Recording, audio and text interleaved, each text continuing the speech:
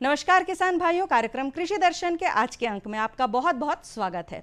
किसान भाइयों, कृषि में क्या कुछ चल रहा है, किस प्रकार से उन्नत तकनीकों को अपनाकर आप अपनी खेती को बेहतर बना सकते हैं, किन किन बातों को ध्यान में रखें जिससे कि आपके खेतों में नुकसान कम और फायदा ज्यादा हो, किस प्रकार से आप समसामयिक कार्यों को उपयोग में लाएं और अपनी फसल से दुगनी आय प्राप्त करें, इन सभी विषयों की जानकारी देते हैं हम आपको अपने अंक में। तो चलिए आज के अंक में हम बात करते हैं कि औषधीय फसलों की उन्नत तकनीक क्या है, साथ ही साथ प्रसंस्करण की और मूल्य संवर्धन की विधि क्या है, इस भी विषय को जानने के आज हम अपने अंक में। तो चलिए अंक की शुरुआत करते हैं।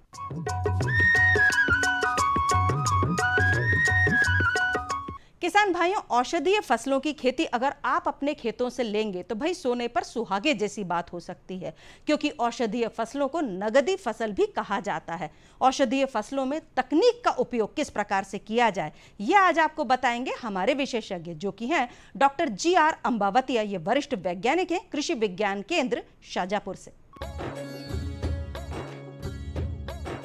नमस्कार किसान भाइयों, आज हम कृषि में विविधीकरण कैसे हो सकता है उसके ऊपर चर्चा करेंगे।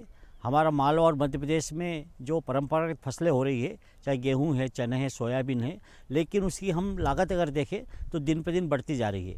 इस लागत को कैसे कम किया जाए और किसान भाइयों की आमदनी डबल कैसे हो, इसके लिए हमें कृषि में विविधीकरण की आवश्यकता है। और हमारे क्षेत्र में जो औषधि फसल है उस बहुत अच्छा विविधीकरण उससे हो सकता है। किसान भाई कई प्रकार की औषधि फसलों की खेती हमारे शाजापुर ज़िले पर मालवा में कर रहे हैं। क्यों कर रहे हैं? क्योंकि एक तो यहाँ की जो जलवायु है और यहाँ की जो मिट्टी और पानी है वो औषधि फसल की खेती के लिए बहुत अच्छा है। दूसरा, औषधि फसल के लिए हर प्रकार की मिट्टी की आवश्यकता होती है। विभिन्न औषधि फसल है जो कुछ हल्की ज़मीन में होती है, कुछ पहाड़ी क्षेत्र में होती है और कुछ खेतों में होती है। वो सब प्रकार की मिट्टी हमारे प्रदेश में पाई जाती है, ये कारण है। दूसरा, जितनी भी औषधि फसल है उसमें रासायनिक फर्टिलाइज़र की ज़रूरत बहुत कम होती है और पेस्टिसाइड बहुत कम लगता है, और कृषि में जो आदान है वो बहुत महंगा होता जा रहा है।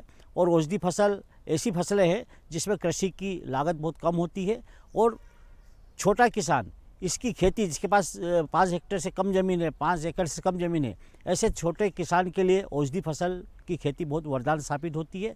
और औषधि फसल की खेती अगर किसान भाई करे तो एक तो उसकी लागत में कमी आएगी, दूसरा जो हमारा पेस्टिसाइड और रासायनिक खादों का जो खर्चा है वो बचेगा, तीसरा औषधि फसल का जो अंतर्राष्ट्रीय मार्केट है वो हमारा बहुत अच्छा है, एक्सपोर्ट होती है फसलें। क्योंकि हम सब जानते हैं कि आज इंसान दिन पे दिन बीमारी बढ़ती जा रही है और बीमारी के कारण एलोपैथिक के साइड इफेक्ट भी हमें देखने को मिल रहे हैं। तो पूरा दुनिया का रुझाव आज आयुर्वेद की तरफ है, औषधि फसलों की तरफ है। और हमारे भारत में सबसे अच्छी क्लाइमेट औषधि फसल की खेती के लिए होती है। तो मेरा ये अनुरोध है कि 8 से 10 प्रकार की ऐसी औषधि फसल है जिनकी खेती हमारे किसान भाई कर सकते हैं। रबी में हमारे क्षेत्र में कलौंजी लगा हुआ है, चंद्रसूर लगा हुआ है, अलसी लगा हुआ है, सेफ्लावर कुसुम करेली जिसको बोलते हैं वो लगा हुआ है, इसबगोल लगा हुआ है, और उनको काटने का समय भी अभी चल रहा है। तो मेरा किसान भाइयों से अनुरोध है कि ये जब भी औषधि फसल आप काटें और इसके बाद अच्छे से सुखाएं, और सुखाने के बाद मार्केटिंग हमारे किसान भाइयों के लिए बहुत इम्पॉर्टेंट होती है। तो मार्केटिंग के लिए कृषि उपज मंडी नीमच और मंदसौर, जावरा, ये 2-3 मंडी ऐसी है जहाँ पे औषधि फसल की खेती करने के लिए व्यापारी तैयार है और मार्केट में उसके रेट भी बहुत अच्छे मिलते हैं। तो मेरा किसान भाइयों से ये अनुरोध है कि औषधि फसलें भी लें, साथ में जो बेकार ज़मीन है, हमारे क्षेत्र में काफ़ी पड़ती ज़मीन पड़ी हुई है जिसका खेती में अगर हम उपयोग करेंगे बहुत कम उससे हमें मुनाफा मिलेगा।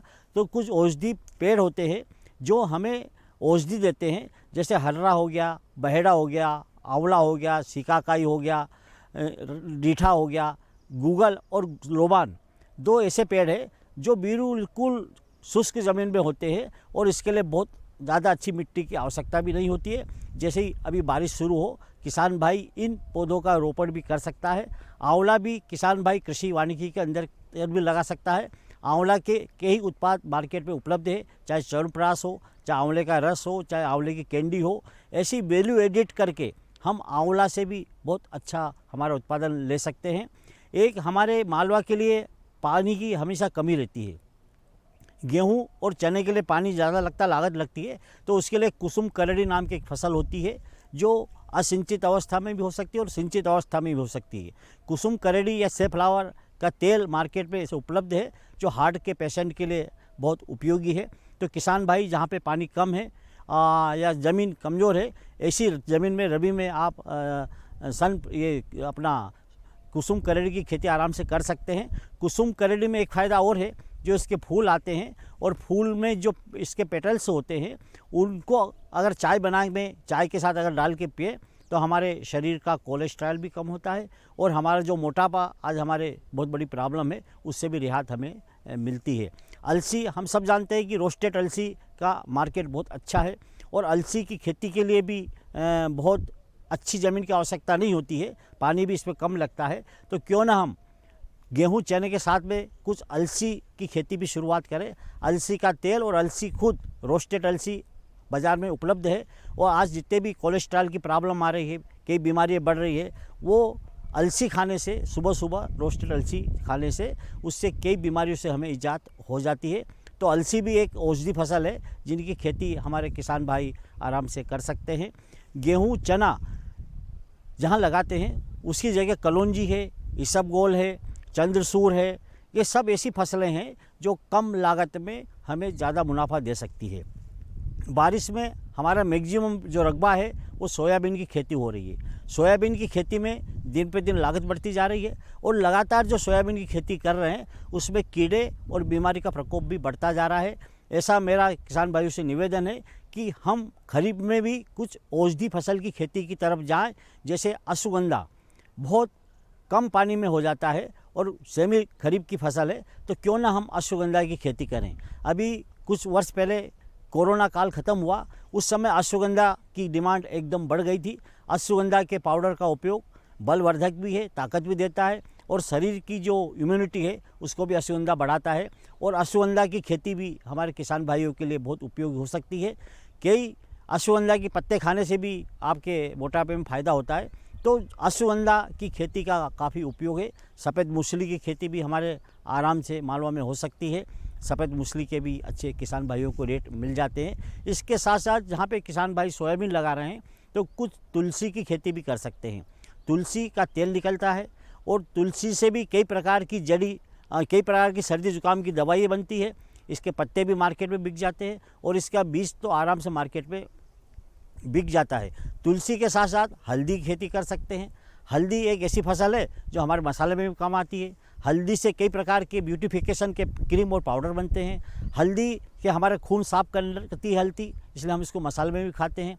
तो हल्दी की खेती भी हमारे क्षेत्र के लिए बहुत मुनाफे वाली हो सकती है।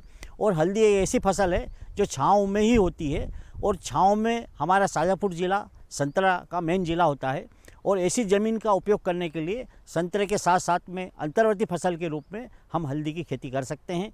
जिसकी खरीफ में काल मेघ बहुत अच्छी फसल है, जिनका पत्ते और पूरा पौधा ही मार्केट में बिक जाता है। तो काल मेघ ऐसी फसल है कि अगर बारिश में 2 या 3 पानी भी गिरते हैं तो काल मेघ लगाने से हमें किसान भाइयों को अच्छा मुनाफा उससे मिल जाता है और काल मेघ का भी अंतर्राष्ट्रीय स्तर पर बहुत अच्छा बाज़ार है। तो ये सब खरीफ में औषधि फसलों की हम खेती करेंगे तो निश्चित ही हमारे किसान भाइयों की आमदनी बढ़ेगी। और जो शासन की मंशा है कि किसान की आमदनी डबल होना चाहिए, तो जब तक किसानों में खेती में विविधीकरण नहीं होगा, चाहे कृषि वानिकी करें, चाहे कृषि उद्यानिकी करें, चाहे औषधि फसलों की खेती करें या अन्य कृषि से संबंधित व्यवसाय करें, वो सब कहीं न कहीं हमारी आमदनी को बढ़ाएंगे। किसान भाइयों, आप कहीं मत जाइएगा, हम जल्द ही लौट कर आएंगे। अभी रुकते हैं एक छोटे से ब्रेक के लिए।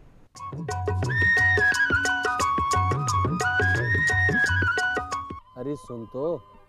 मुझे क्या सुनाना चाहते हो? जो सुनाओ मेरी सौतन को। किसको? अरे वही तुम्हारा मोबाइल फोन जिससे सुबह शाम दिन रात चिपके रहते थे और कहते थे किसान कॉल सेंटर से बातें हो रही हैं। अच्छा ये बात है। हाँ, क्यों? क्या हुआ? अब बात नहीं होती क्या? अब तो झट से बात हो जाती है। संबंधी समस्याओं का अपनी भाषा में तुरंत हल पाने के लिए पूरे भारत में किसी भी फोन से हेल्पलाइन नंबर पर संपर्क करें। किसानों का दोस्त किसान कॉल सेंटर।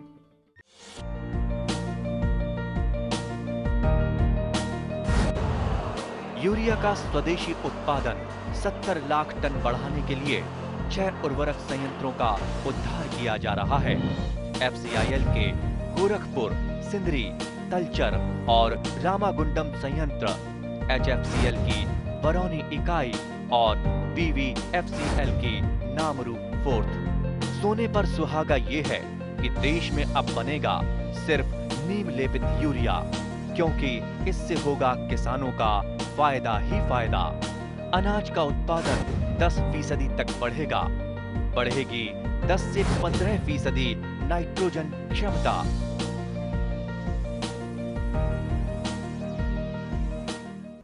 किसान भाइयों, आपके खेतों में जो भी फसल लगी है, अगर उसका मूल्य संवर्धन करें, प्रसंस्करण करें, तो भाई आप उससे दुगनी आय प्राप्त कर सकते हैं। किस प्रकार से आप अपने खेतों में लगी फसल का प्रसंस्करण करेंगे, एक अलग उत्पाद बनाकर दुगनी आय प्राप्त कर सकते हैं, यही है जानने का विषय आज के अंक में। इस विषय में जानकारी दे रहे हैं हमारी विशेषज्ञ डॉक्टर गायत्री वर्मा। नमस्कार किसान भाइयों और बहनों, आज हम चर्चा करने वाले हैं फसल प्रसंस्करण एवं मूल्य संवर्धन विषय पर। मैं डॉक्टर गायत्री वर्मा रावल, कृषि वैज्ञानिक, कृषि विज्ञान केंद्र शाजापुर में हूँ। जैसा कि आप देख रहे हैं कि अभी वर्तमान समय में हम कृषि विज्ञान केंद्र के वेयर हाउस में हैं और अभी वर्तमान समय में देखा जा रहा है कि चने की फसल की कटाई हो रही है।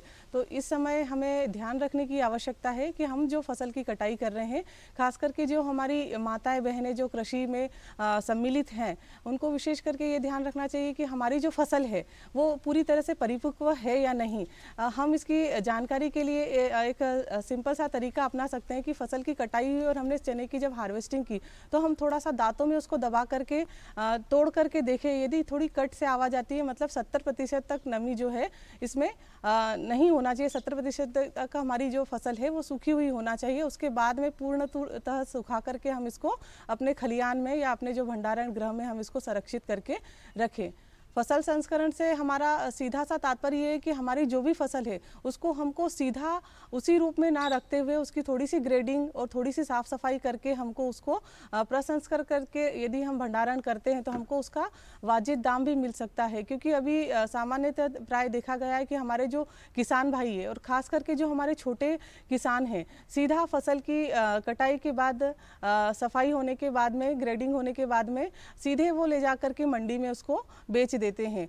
तो इससे क्या होता है कि उन्हें अपनी फसल का वाजिब दाम नहीं मिल पाता है। यदि साधारण सी प्रक्रिया अपना करके यदि हम देखें कि हमने जो है हमारे चने की यदि कटाई हुई है, इसमें जो भी कचरा वगैरह जो रहता है, यदि हम सामान्य सी प्रक्रिया अपना करके यदि इसकी ग्रेडिंग कर ले, थोड़ी साफ सफाई कर ले, तो इसका हमको वाजिब दाम 1.25 गुना तक मिल सकता है। अभी वर्तमान समय में हमारा जो चना है वो 4,000 से 5,000 रुपये प्रति क्विंटल के हिसाब से चल रहा है। यदि हमने इसमें सिंपल सी ग्रेडिंग कर ली, छन्ना लगा करके कचरा अलग कर दिया, तो यही चना हमारा जो है वो 6,000 से 7,000 क्विंटल तक बिक सकता है। यदि प्रसंस्करण की बात की जाए तो इसी चने का हमें रूप परिवर्तित करना है। जो जिस रूप में है हमारी फसल, उसका हम थोड़ा सा यदि रूप परिवर्तित कर दे तो उससे हमें अच्छा खासा जो है वो मुनाफा प्राप्त हो सकता है। इसी चने को हम ग्रेडिंग करने के बाद में हल्का सा इसको पीस करके इसका छिलका अलग करके इसकी दाल बना ले, तो यही दाल जो है हमारी वो 80 रुपये से 100 रुपये किलो तक आसानी से बिक सकती है। और आगे प्रोसेस करें और मूल्य संवर्धन पे जाएं हम, तो उसी दाल को हम पीस करके बेसन बना दें, तो यही हमारा जो बेसन है वो 120 से 130 रुपये प्रति किलो के हिसाब से आसानी से बिक सकता है। और आगे चले हम, यदि इसी बेसन में हमने नमक मिर्च मसाला मिला करके यदि हमने इसकी सेव बना ली, तो यही सेव जो हमारी है वो 150 से 200 रुपये प्रति किलो के हिसाब से बिक सकती है। तो सामान्य से तात्पर्य हमारा मूल्य संवर्धन से यही है कि हमारी जो भी फसल है उसे हमें उसी रूप में ना रखते हुए उसका हमको सिंपल सा मूल्य परिवर्तन करना है, उसका वैल्यू एडिशन करना है, जिससे हमें अपनी फसल का जो है वाजिब दाम आसानी से मिल सके। इसी के साथ में हम देख रहे हैं कि सोयाबीन हमारे यहाँ की मुख्य फसल है और खरीफ में हमारे जो है 90% तक किसान जो है वो सोयाबीन की फसल लगाते हैं। लेकिन सोयाबीन को केवल एक कैश क्रॉप के रूप में ही लेते हुए वो सीधे ले जा कर के इसकी फसल को जो है वो मंडी में ले जाके बेच दिया जाता है। यदि सोयाबीन का मूल्य संवर्धन कर लिया जाता है तो इसके द्वारा बहुत अच्छी तरीके से हमें अपने गाँव में ही स्वरोजगार भी प्राप्त हो सकता है और इसका बहुत अच्छा मूल्य भी हमारे गाँव में ही प्राप्त किया जा सकता है। साधारण सी प्रक्रिया है, यही सोयाबीन हमारा है, यदि इसका तेल निष्कासन कर लिया जाता है, तो इसका तेल जो है वो काफ़ी अच्छे दाम में हमें मिल सकते हैं। सोयाबीन का दूध बहुत अच्छा और बहुत पौष्टिक होता है, क्योंकि सोयाबीन में लगभग 40% तक प्रोटीन है और 22% तक वसा है, जो कि कुपोषण जैसी गंभीर बीमारी को दूर करने में भी सहायक हो सकता है। और साथ ही साथ अपने स्थानीय और ग्रामीण स्तर पर भी इसके द्वारा रोजगार प्राप्त किया जा सकता है। 1 किलो सोयाबीन से लगभग 6 से 8 लीटर दूध तैयार किया जा सकता है, और उसी 6 से 8 लीटर दूध से लगभग हम 1 से 1.5 kg पनीर हम प्राप्त कर सकते हैं। और अभी हम सब जानते हैं कि वर्तमान समय में दूध की कीमत भी जो है 50 से 60 रुपये प्रति लीटर है, और पनीर की कीमत भी जो है मार्केट में 300 से 350 रुपये प्रति किलोग्राम के हिसाब से है। तो हमें अपने जो फसल है उसी का प्रसंस्करण करते हुए, उसका मूल्य संवर्धन करते हुए, यदि हम अपने स्थानीय स्तर पर ही इसका प्रयोग करते हैं तो हम अच्छी खासी इनकम जो है अपने गांव में ही अर्जित कर सकते हैं। और साथ ही साथ खेती को हम अपना जो है लाभ का जो है धंधा आसानी से बनाया जा सकता है। और ख़ास करके जो हमारे युवा हैं, जो दिन प्रतिदिन देखने में आ रहा है कि कृषि से पलायन कर रहे हैं और बेरोजगारी की ओर जा रहे हैं, तो उन्हें रोजगार स्वरोजगार से जोड़ने के लिए हम अपनी फसलों का मूल्य संवर्धन करें ज़्यादा से ज़्यादा रूप में। और मूल्य संवर्धन करने के साथ साथ में हम अपने स्थानीय स्तर पर यदि स्वरोजगार की स्थापना करते हैं तो निश्चित तौर पे आत्मनिर्भर भारत की जो कल्पना है उसको साकार सिद्ध किया जा सकता है। तो किसान भाई और बहनों, जैसे अभी हमने चर्चा की कि हमारे जो फसलें हैं, खास करके अभी हम जो चर्चा कर रहे थे चना हमारी बहुत अच्छी फसल है। इसके हमने आर्थिक लाभ तो बता ही दिए कि हम इसका मूल्य संवर्धन करके आर्थिक लाभ प्राप्त कर सकते हैं। साथ ही साथ इसके काफ़ी स्वास्थ्य लाभ भी हैं। यदि हम चने को अंकुरित करके प्रतिदिन हम इसको लेते हैं तो जल में घुलनशील जो विटामिन है B1 से लेकर B12 तक उसकी काफ़ी ज़्यादा मात्रा इसमें बढ़ जाती है। और यदि हम उसका सेवन करते हैं तो हमारे शरीर की कई सारी जो बीमारियां हैं उससे उसको नियंत्रित किया जा सकता है। साथ ही जो चना है वो हमारा प्रोटीन का बहुत अच्छा स्रोत है। हम जनरली हमने देखा है कि हम फसल तो लगाते हैं लेकिन उसको हम अपने खाने के रूप में बहुत ही कम इस्तेमाल कर पाते हैं। तो औषधीय है जो और गुणधर्म है वो हमारे खाद्यान्न फसलों में ही है, लेकिन कभी कभी हमारी जानकारी के अभाव में हम उसका सेवन सही प्रकार से नहीं कर पाते हैं। अंकुरित चना जो है वो हमारे स्वास्थ्य के लिए बहुत ही ज़्यादा फायदेमंद होता है। ये ब्लड प्रेशर, शुगर को नियंत्रित करने में भी काफ़ी मददगार हो सकता है। सोयाबीन है, सोयाबीन को हम केवल कैश क्रॉप के रूप में लेते हैं और इसके हमने अभी आर्थिक लाभ देखे। इसके साथ साथ में इसके कई सारे स्वास्थ्य लाभ भी हैं। सोयाबीन में भरपूर मात्रा में प्रोटीन है। यदि हमारे शरीर को सबसे ज़्यादा आवश्यकता प्रोटीन की होती है ऊर्जा और शक्ति के लिए, और ख़ास करके जो हमारे मध्य प्रदेश में कुपोषण जैसी जो गंभीर समस्या है उसके निदान के लिए भी सोयाबीन जो है वो बहुत फ़ायदेमंद हो सकता है, क्योंकि प्रोटीन का बहुत अच्छा स्रोत है। साथ ही साथ इसमें वसा भी काफ़ी अच्छी मात्रा में पाई जाती है। लगभग 22% तक वसा है, जो कि हमारे वसा की कमी को इसके माध्यम से दूर किया जा सकता है। हमारी ग्रामीण महिलाएं यदि सोयाबीन का 50 ग्राम मात्रा में इस्तेमाल प्रतिदिन करती हैं तो कई सारी बीमारियों से छुटकारा पाया जा सकता है, क्योंकि इसमें कैल्शियम की मात्रा भी काफ़ी अच्छी होती है। प्राय देखा गया है कि 30 से 35 वर्ष से अधिक उम्र की महिलाओं में धीरे धीरे हड्डियों में कैल्शियम की कमी होने लगती है और ऑस्टियोपोरोसिस जैसी समस्या भी आम समस्या देखने को मिल रही है। यदि सोयाबीन का इस्तेमाल खाने के रूप में किया जाता है तो कैल्शियम की कमी को भी दूर किया जा सकता है। साथ ही साथ इसमें आयरन भी प्रचुर मात्रा में होता है, और वर्तमान समय में आयरन की कमी हमारी ग्रामीण महिलाओं में और बालिकाओं में बहुत ज़्यादा मात्रा में देखी जा रही है। तो इसके सेवन से आयरन की कमी को भी दूर किया जा सकता है। सिर्फ हमें इसकी जानकारी की आवश्यकता है कि हमें सोयाबीन को किसी भी रूप में कच्चा या डायरेक्ट नहीं खाना है। सबसे पहले हमें क्या करना होगा, सोयाबीन को हमें पानी में बर्तन में लेकर के पानी डालना है और उसे 100 डिग्री पर हमें गर्म करना है लगभग 10 मिनट तक। उसके बाद में हम इसको हल्के हाथ से रगड़ेंगे तो इसका छिलका बहुत पतला होता है, छिलका अलग निकल जाएगा। उसके बाद में आप इसे अलग से धूप में सुखा लें। सुखाने के बाद में आप चाहे तो इसको 9 किलो गेहूं के साथ में 1 किलो सोयाबीन मिला करके आप पिसवा सकते हैं, और इसकी रोटी यदि हम खाते हैं तो हमारे जो शरीर की जो आवश्यकता है, पोषक की आवश्यकता है, उसकी आसानी से पूर्ति की जा सकती है। इसी सोयाबीन को हमने जो प्रोसेस बताई है, प्रोसेस करके हम उसको पिसवा करके अलग से हम एयर टाइट डिब्बे में भर के रख सकते हैं। ये एक तरह से देखा जाए तो हमारा प्रोटीन पाउडर का भी काम करेगा। यदि बच्चों के लिए हम कोई आहार तैयार कर रहे हैं तो हम उसमें प्रतिदिन 2 चम्मच जो है इसको ऐड कर सकते हैं। इसके अलावा जो है सोयाबीन का दूध जो है वो बनाया जा सकता है। लगभग 1 किलो सोयाबीन से हम 6 से 8 लीटर दूध बना सकते हैं। इसकी भी प्रक्रिया जो है वो बहुत ही सिंपल है। हमें 6 से 8 घंटे के लिए सोयाबीन को पानी में गला करके रखना है। उसके बाद में हम हल्के हाथों से रगड़ेंगे तो सोयाबीन का छिलका बहुत पतला होता है, वो अलग हो जाएगा। फिर हमें उस सोयाबीन को मिक्सर ग्राइंडर में या सिलबट्टे में बहुत अच्छे से बारीक पीस लेना है। पीसने के बाद में एक भाग हमारा सोयाबीन है तो उसमें हमें 6 से 8 भाग पानी मिलाना है। जैसे हमने 1 कटोरी सोयाबीन गलाया है तो उसमें हम 6 कटोरी पानी मिला देंगे और उसको फिर क्या करेंगे, मिलाने के बाद में हम गैस पर बर्तन में डाल करके और 10 से 15 मिनट अच्छे से गर्म कर लेंगे।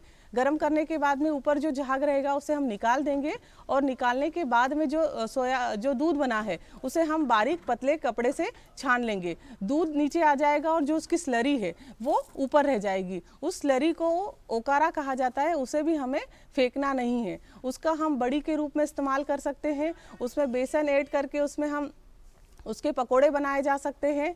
उसमें घी और शक्कर डाल करके हम उसका जो है वो मिठाई तैयार कर सकते हैं। इस प्रकार से उसका कई रूप में उपयोग किया जा सकता है।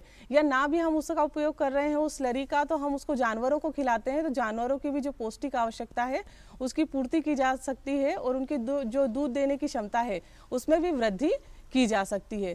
तो इस प्रकार से आपने देखा किसान भाइयों और बहनों कि हमारे जो फसलें हैं उनका यदि हम मूल्य संवर्धन करते हैं तो उसके द्वारा आर्थिक लाभ तो प्राप्त किया ही जा सकता है, साथ ही साथ उसका स्वास्थ्य लाभ प्राप्त करके भी हम अच्छा खासा जो है स्वरोजगार अपने ग्रामीण स्तर पे ही प्राप्त कर सकते हैं। और जो युवा हमारे जो कृषि से पलायन कर रहे हैं उसको दूर किया जा करके हम अपने स्थानीय स्तर पर एक अच्छी खासी जो है इकाई स्थापित करके और आर्थिक लाभ प्राप्त कर सकते हैं। बहुत बहुत धन्यवाद। किसान भाइयों, अब समय हो चला है खबरें खेती की जानने का। नमस्कार किसान भाइयों, खबरें खेती की में आपका स्वागत है। चलिए सबसे पहले एक नज़र कृषि से जुड़ी आज की प्रमुख खबरों पर। वैश्विक मिलेट सम्मेलन आयोजित, ओलावृष्टि से खराब हुई फसल का सर्वे, कृषि शिक्षा समय की ज़रूरत, कृषि मंडियां होंगी आधुनिक और पशु एम्बुलेंस होगी शुरू। और चलिए अब देखते हैं समाचार विस्तार से। प्रधानमंत्री नरेंद्र मोदी ने कहा है कि श्री अन्न समृद्धि व समग्र विकास का माध्यम बन रहा है। इससे ग्रामीण अर्थव्यवस्था को भी लाभ मिलेगा। प्रधानमंत्री वैश्विक मिलेट्स श्री अन्न सम्मेलन का शुभारंभ कर रहे थे। उन्होंने कहा कि श्री अन्न केवल भोजन या खेती तक ही सीमित नहीं है। भारतीय परंपरा से परिचित लोग किसी भी चीज़ के आगे श्री के लगाने के महत्व को समझेंगे। श्री अन्न गांवों व गरीबों से जुड़ा हुआ है। श्री अन्न देश के छोटे किसानों के लिए समृद्धि का द्वार, करोड़ों देशवासियों के पोषण की आधारशिला और आदिवासी समुदाय का सम्मान है। श्री मोदी ने कहा कि श्री अन्न की फसल कम पानी में भी प्राप्त की जा सकती है। रसायन मुक्त खेती के लिए यह नींव है, वहीं जलवायु परिवर्तन से निपटने में मददगार है। प्रधानमंत्री ने बताया कि श्री अन्न पर काम कर रहे 500 से अधिक स्टार्टअप सामने आए हैं और पिछले कुछ वर्षों में बड़ी संख्या में एफपीओ भी आगे आ रहे हैं। देश में एक पूरी आपूर्ति श्रृंखला विकसित की जा रही है, जहां छोटे गांव में स्वयं सहायता समूहों की महिलाएं श्री अन्न के उत्पाद बना रही हैं, जो मॉल और सुपरमार्केट में पहुंच रहे हैं। कार्यक्रम में प्रधानमंत्री ने डाक टिकट व सिक्के का अनावरण तथा श्री अन्न स्टार्टअप और श्री अन्न मानकों के संग्रह को डिजिटल रूप में लॉन्च किया। ओलावृष्टि से खराब हुई फसल का सर्वे। मध्य प्रदेश में हुई बेमौसम बारिश और ओलावृष्टि से किसानों की फसलों को बड़ा नुकसान हुआ है। किसानों में मायूसी का माहौल है। प्रदेश सरकार किसानों की खराब हुई फसलों का सर्वे करवाने जा रही है। मुख्यमंत्री शिवराज सिंह चौहान ने कहा कि मध्य प्रदेश के 20 जिलों में बेमौसम बारिश और ओलावृष्टि से किसानों की फसलों को भारी नुकसान हुआ है। उन्होंने कहा कि किसानों को जो मुआवजा राशि दी जाएगी वह कृषि, राजस्व और पंचायत विभागों के संयुक्त दल के द्वारा सर्वे करने के बाद दी जाएगी। फसलों का सर्वे सैटेलाइट से भी करवाने के निर्देश दिए गए हैं। मुख्यमंत्री ने कहा कि गेहूं, चना, मसूर की फसल प्रभावित होने पर प्रति हेक्टेयर 32,000 रुपये की राशि दी जाएगी। फसल बीमा का कार्य भी साथ साथ चलेगा। सीएम के अनुसार जहां बिजली गिरी है और उससे जिन किसानों की मृत्यु हुई है उनके परिवार को 4 लाख रुपए की आर्थिक सहायता दी जाएगी। गाय, भैंस की मृत्यु होने पर 37,000, भेड़, बकरी की मृत्यु होने पर 4,000, मुर्गा, मुर्गी की मृत्यु होने पर 100 रुपये दिए जाएंगे। जिन किसानों की फसलें ओलावृष्टि से क्षतिग्रस्त हुई हैं उनसे ऋण वसूली स्थगित रहेगी। उनके अगले साल का ब्याज भी सरकार भरेगी। प्रदेश के कृषि मंत्री कमल पटेल ने कहा है कि आपदा की इस घड़ी में प्रदेश सरकार किसानों के साथ खड़ी है। उन्हें चिंता करने की जरूरत नहीं है। किसानों को हुए नुकसान की क्षतिपूर्ति की जाएगी। किसान भाइयों, ये संकट की घड़ी में हम आपके साथ हैं, सरकार आपके साथ है। भारत सरकार, प्रधानमंत्री नरेंद्र मोदी जी के नेतृत्व में, मुख्यमंत्री शिवराज जी के नेतृत्व में मध्य प्रदेश सरकार आपके साथ संकट के समय में खड़ी है। जो भी क्षति हुई है ये आपकी क्षति नहीं है, सरकार अपने ऊपर लेती है। और इसलिए हमने माननीय मुख्यमंत्री जी के निर्देश पर सभी कलेक्टर, डीडीए को निर्देशित कर दिया है कि एक एक किसान के खेत में जाइए, सर्वे करिए, वीडियोग्राफी करके करिए और जितनी क्षति हुई है उसका आकलन करिए। आकलन में किसान को साथ रखिए, 5 लोग और सरपंच या पंच या कोई भी 5, क्योंकि हमारे यहाँ कहावत है पंच परमेश्वर। और इसलिए नजरिया आकलन करके कितनी क्षति हुई है, कितने हेक्टर में आपने बोया फसल, कौन सी फसल है, कितनी क्षति, उसका आकलन करके हम RBC 6(4) से जो नियम है उसके अंतर्गत राहत देंगे। साथ ही जो फसल बीमा कंपनी है उनको भी निर्देशित कर दिया है कि वो भी जाकर सर्वे करें और एक कॉपी किसान को दे, पंचायत में रखें और एक कॉपी कलेक्टर को, ताकि जो क्षति हुई है वो आपके सामने पंचनामा बन के हस्ताक्षर हुए, उसमें कोई हेराफेरी ना हो और आपको हम सहायता राहत दे सके, क्षति की पूर्ति कर सके। कृषि मंत्री कमल पटेल ने मंडियों के आधुनिकीकरण के काम को जल्द पूरा करने के निर्देश अधिकारियों को दिए हैं। राज्य विपणन बोर्ड के संचालक मंडल की बैठक को संबोधित कर रहे थे। श्री पटेल ने कहा कि मंडियों में आने वाले किसानों के लिए समुचित प्रबंध किए जाएं, मंडियों को सर्वसुविधायुक्त बनाया जाए जिससे किसानों को कोई असुविधा न हो। बैठक में संचालक मंडल ने प्रदेश की 14 मंडियों को हाईटेक बनाने की स्वीकृति दी। अन्य मंडियों और उप मंडियों में भी सुविधा मुहैया करवाने पर सहमति बनी। पशु एम्बुलेंस होगी शुरू। पशुपालकों को अब घर बैठे बीमार पशुओं के उपचार की सुविधा मिल सकेगी। मध्य प्रदेश के पशुपालन मंत्री प्रेम सिंह पटेल ने कहा है कि बीमार होने पर मनुष्य तो अस्पताल पहुंच जाता है लेकिन पशु नहीं, इसीलिए प्रदेश में यह व्यवस्था शुरू की जा रही है। उन्होंने बताया कि भोपाल में 406 पशु चिकित्सा इकाई पशु एम्बुलेंस तैयार की जा रही हैं। इन पशु एम्बुलेंस में पशुओं के उपचार के लिए सभी आवश्यक सामग्री उपलब्ध होगी। पशुपालन मंत्री ने कहा कि अप्रैल से यह व्यवस्था शुरू करने के प्रयास किए जा रहे हैं। किसान भाइयों, आज के अंक में हमने बात की कि किस प्रकार से औषधीय फसलों को तकनीकी विधि से लगाया जाए, साथ ही साथ फसलों का प्रसंस्करण किस प्रकार से किया जाए। अगर आप हमारा आज का ये अंक देखना भूल गए हो तो कल सुबह 7:30 पर पुनः प्रसारण आप देख सकते हैं। अगले अंक में फिर होगी मुलाकात कुछ अन्य कृषि संबंधित जानकारियों के साथ। तब तक के लिए मुझे आज्ञा दीजिए। नमस्कार।